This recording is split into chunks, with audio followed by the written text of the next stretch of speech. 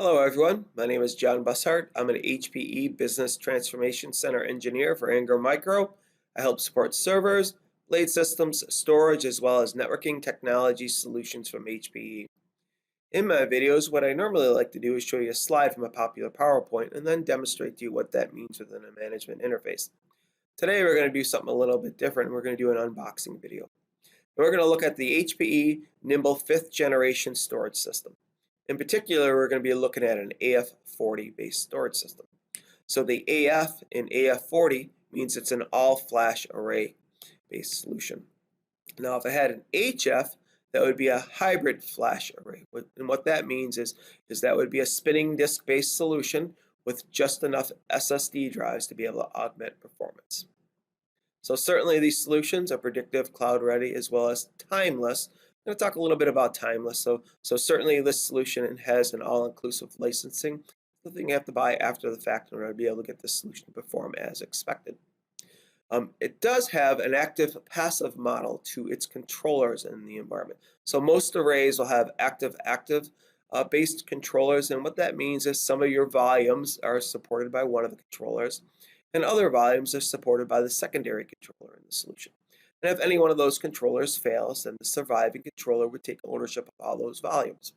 Right, now the downside to that is the performance characteristics of that, meaning that if you haven't sized the solution correctly, all those volumes couldn't be serviced by the one controller and give the proper performance characteristics that may be needed for your mission critical applications inside your environment.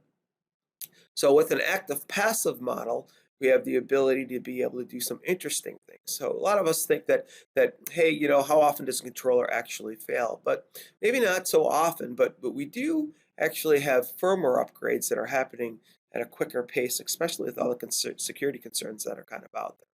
And in that case, in an active model, in order to be able to do those upgrades, you're going to need to actually down one of those controllers to be able to bring that up. So again, we can run into those resource contention issues. Inside a Nimble storage solution, we have the ability to upgrade the dormant controller, fail things on over seamlessly, right, and upgrade what was the active controller in that environment. So upgrades can happen, during production time and things of that nature. Right, this active-passive model also allows us to be able to upgrade our solutions. So like I had mentioned, I have an AF40 based solution. If I wanted to upgrade to an AF60 based solution, what I would do is I'd go buy the AF60 controllers, right, and I replace one of the dormant controller with an AF60 controller, fail things on over, right, and then what was the older AF40 controller, I'd pull that out because now that's dormant, and I replace that with an AF60 controller. And I can kind of step my way all the way up to an AF80 based storage solution would be the ultimate performance as far as these solutions are concerned. So with all that being said, why don't we unbox this solution and look at the inside of this storage solution. Okay, as you can see, this is the box for our AF40 system, so the Nimble all-flash array. We're going to take a look inside. There's not a whole lot from this perspective unboxing this guy, but still I want to be thorough in what I show you. So let's open this guy up and take a look inside. So right off the bat, we can see the rack mount rails up here. Come out for you, rack mount rails, pretty straightforward.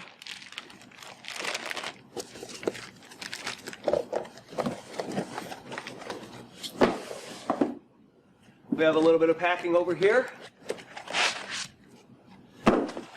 more packing over here, and right off the bat here we can see is a rack mount guide, as well as it gives you a little bit of information on some of the interfaces that you'll see on the back. That's pretty much it of what we have within the box. Now this guy's pretty heavy, so let me get this guy out and then we'll take a look at some other angles of the system. Okay, we've got our Nimble storage system out of the box. This is the top of it. Not a real lot to see on the top of it. Once I pulled it out of the box, underneath it was this box here. And this had a few things in it I thought I would show you as well. So it's the front panel bezel. Obviously some safety information. And a couple power cords. We'll slap the bezel on once we look at the front. Now, some other things that we can look at, certainly I think we can get a better view of the power supplies. So there's one of the power supplies here. And again, we'll look a little bit more at that when we get to the back, just so you can see them. And how about we take out one of the two controllers? And I'm going to take out the A controller, but they look the same. The A and B controller look exactly the same. So there it is. Pop off the top. Looks a lot like a PC. Got a drive back here. I got some fans, a couple processors, and some memory here. All right, pretty straightforward.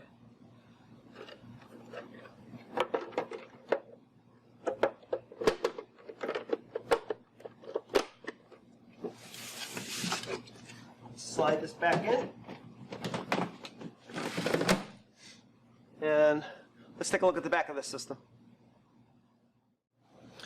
Okay, here's the back of our all-flash Nimble storage system, or AF40. Here are the two power supplies. I pulled out one of them for you as we were looking at the top view, so the two redundant power supplies. Here are our two controllers.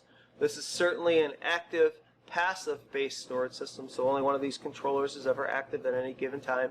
The controller I pulled out for you on the top view was this controller here.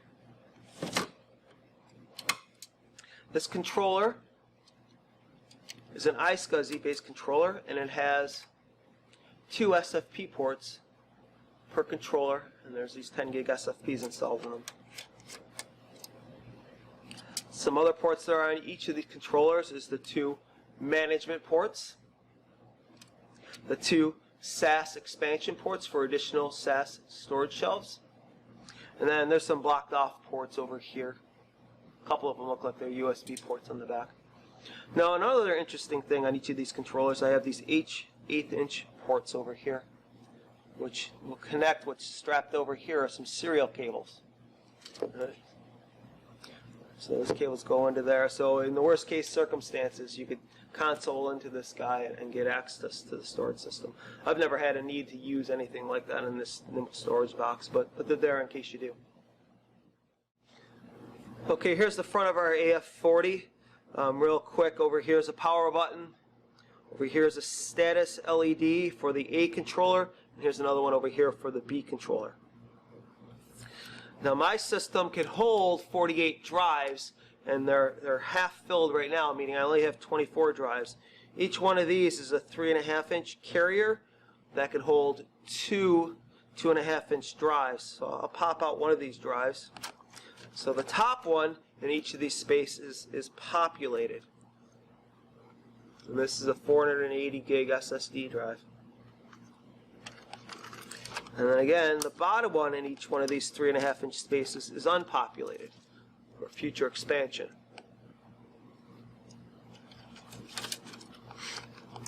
Now, they don't want you to accidentally pop out one of the 3.5" carriers, because if you had a bad drive, you don't want to pull out a secondary drive, although it is resilient enough to be able to handle that type of failure, but you don't necessarily want to cause that type of thing.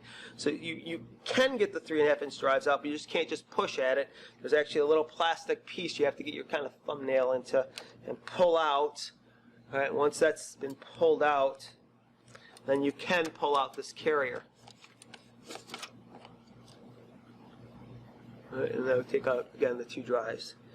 So this is an all-flash model, so it's all filled with the 2.5" drives. Now, if you had a hybrid model or adaptive flash model, most of these would be 3.5" drives, and some drives across the bottom would be SSD drives in order to be able to support its algorithm for performance. So, with all that being said, I hope you enjoyed this video, and please stay tuned for more videos.